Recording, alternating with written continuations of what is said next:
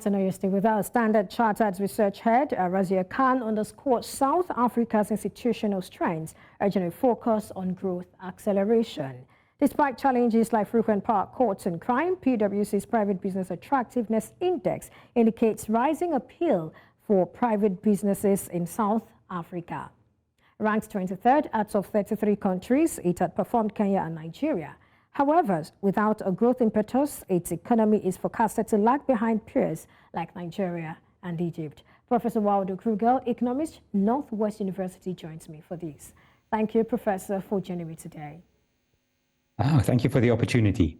All right. So what do you make of the statement by Razia Khan to investors? Do you share the same sentiment with him? I agree with him. I think that even though South Africa has been struggling with many economic challenges, it should not be discounted as an investment destination. It's still a relatively large and sophisticated economy with a large domestic market. And in that sense, it still presents opportunities. So even though it's not a straight path to faster growth, I think there are opportunities for investors. All right, so what are these opportunities you talk about? I mean, what are they so investors can actually know they are there, irrespective of the other things that are not working? I think the opportunities on our stock market are there, and at the moment these are undervalued. So in that sense, foreign investors could get in at good prices. We also have a large domestic market. We have good mineral resources, and all the things that have made the South African economy what it is are still in place, but we're dealing with these problems of intermittent power supply and logistical challenges as well. So as we make progress with that, hopefully these opportunities become more profitable. Well, we'll come to those challenges, but then still on what he talked about, or she talked about, if South Africa has strong institutions that can buttress its economy, the question then will be, what are these institutions and how well is the government harnessing the potential of these institutions to drive the needed growth? I think the two best ones are the South African Revenue Service and the South African Reserve Bank. They are well known for doing the right things, even if it's hard. And in a sense, the government is harnessing both of these. The revenue services have really excelled at collecting revenue in very tough economic circumstances. And the Reserve Bank has kept the line trying to lower inflation in the face of tough economic conditions for many households and investors. And it's not easy doing the right thing, keeping interest rates higher for longer, but they've been able to do it. And I think it really gives confidence in macro stability and monetary policy. Back to, the challenges you talked about earlier, South Africa has been hamstrung by almost, daily power cuts, which you talked about, crime and also free transport networks. Does it seem to you that these issues, or let's say challenges, are getting the needed attention? There are a number of reports that indicate that there's progress being made on these fronts in different ways. I think there's a lot of less reliance on Eskom for electricity supply, as households and firms have been moving to their own generation, whether it's diesel generation or more renewable sources. The demand for Eskom's electricity is lower because people have moved to alternatives. In a similar fashion, ways are being found around those logistical challenges, and reports are difficult to quantify, but at least industry, I think, is optimistic that progress is being made. About the power issue, let's look at the transport network now, the issue with, Transnet and all of that. How is that coming? Slowly but surely. There are many plans in place, let's put it that way. And some of these plans are moving ahead, and there are continual discussions about how to involve the private sector in the public systems of Transnet. And even recently, Transnet have said that they are open to discussing the tariffs at which they would allow private access, which has been a sticking point up until now.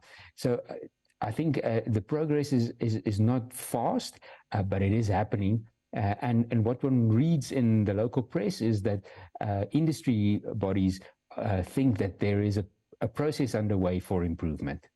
All right, so what do you make of PwC's Private Business Attractiveness Index? It suggests that despite the operational challenges, South Africa is becoming a more attractive location for private business compared to countries in Europe, the Middle East, and, even the African region. And then we saw it ranked 23rd out of 33 countries surveyed for the index in 2023. What do you make of this? I think many things play a role in these indices, and I'm careful to interpret those as only improvements in the South African case. Often your ranking can change because your competitors worsened, or at least the perceptions of them. But these sort of policy plans and the implementation thereof has definitely lifted the mood a little bit. And I think industry players are saying we're seeing some slow progress, and that makes us optimistic for South Africa as an investment destination. All right. I see you don't want to sort of say anything in particular. You're trying to be careful with that. That's true. No, I don't want to dig into any details at the moment. Okay, I'm going to take you on another one. Now, here is another statement. South Africa doesn't have that natural lever to pull that is suddenly going to shoot the light out from a growth perspective. And this is where the country does need to try a lot harder, having seen over a decade of growth underperformance. Do you share the same view? I mean, yes or no, and then tell us why.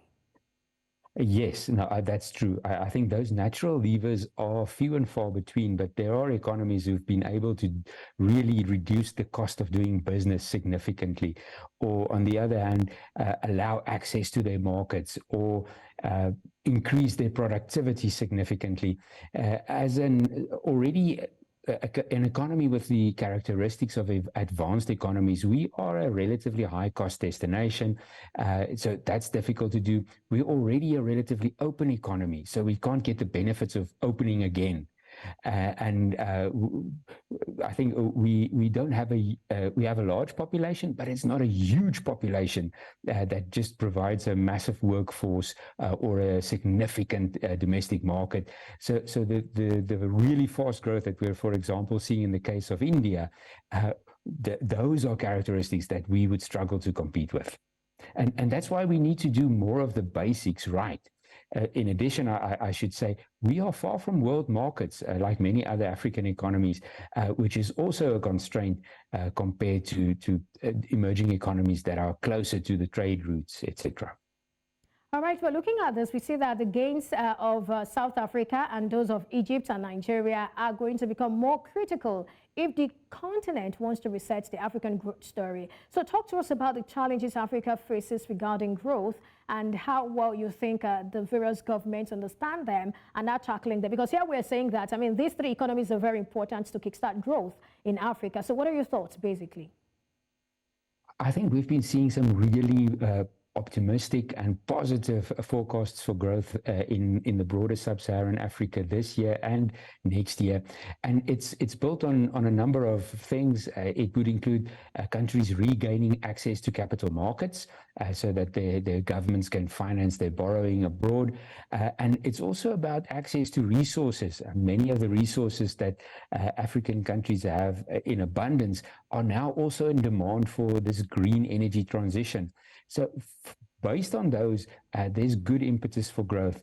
And the ways to get to that much faster growth are not going to be fast. It's about fiscal consolidation. It's about good macro policies. It's about lowering the cost of doing business, bringing foreign capital in to develop those resources. But this is the content of many of the policies that you already see across the continent. And I'm optimistic that the continent as a whole is going to grow much faster over the next couple of years than have been the case recently. All right, so looking at the economic gains of South Africa, Nigeria, and Egypt, talk to us about how it will impact the overall growth narrative of Africa. I mean, if these three countries take charge. Absolutely. I think if these three countries are able to grow faster and do well economically, it influences policy making across the continent. And it also, even though intra-Africa trade is not that big, it does provide intra-Africa markets if these economies are growing faster and becoming bigger. And that is in itself, again, a source of growth going forward.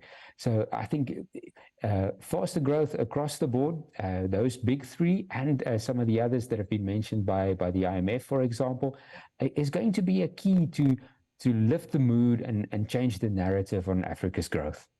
So are there lessons, these countries can take from Ethiopia and Mozambique? Because, I mean, these were, former African economic powerhouses, but then what really went wrong? So what challenges led to their decline, and what are the lessons therein for these three countries?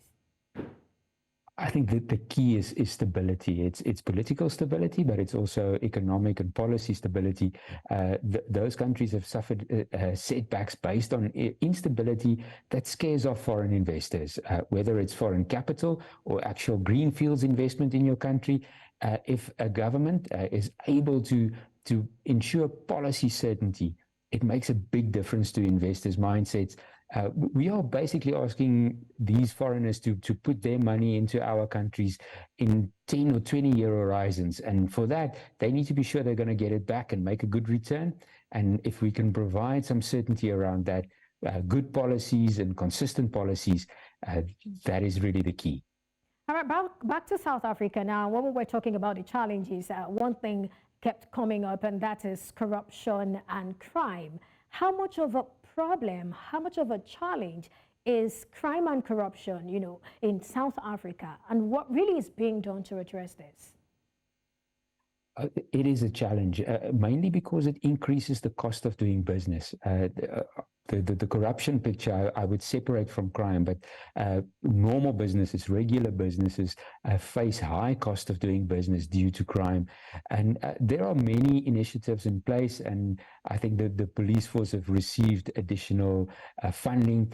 Justice has also received funding to expand their capacity, and there's good collaboration going on between big business leaders and the government departments involved in fighting crime and corruption.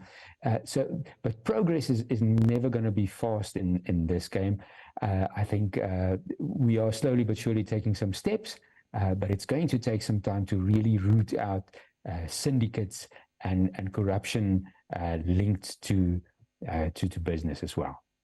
All right, so put together now, if we're going to address, the challenges or the issues with South Africa, I think it's important. Let me just start from saying that we have a situation where analysts are saying that, South Africa actually has what it takes for investors to come in. That's on the one hand. And then on the other hand, we also see that there are actually issues that we need to address. So where do we start from? Is it the messaging to attract investors? How do we do that? And then while we are doing that, what should we also be doing to address the main issues, really? Can we do both at the same time?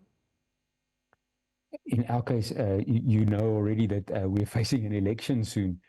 So whatever happens is going to happen under a new government, and it's not quite clear whether the current government's going to have a clear majority and will be able to continue pursuing the policies that they already have in place, or whether they'll have to do it in coalition. This creates some uncertainty, and I think the political scene is going to be slightly more uncertain for a while. In terms of the policies that we need to pursue, we don't need new policies. There are many good plans on the table. What we need is faster execution and faster moves with these reforms. And in the process, some good messaging as well. There are still too many cases of ministers saying opposing things, talking conflicting policies.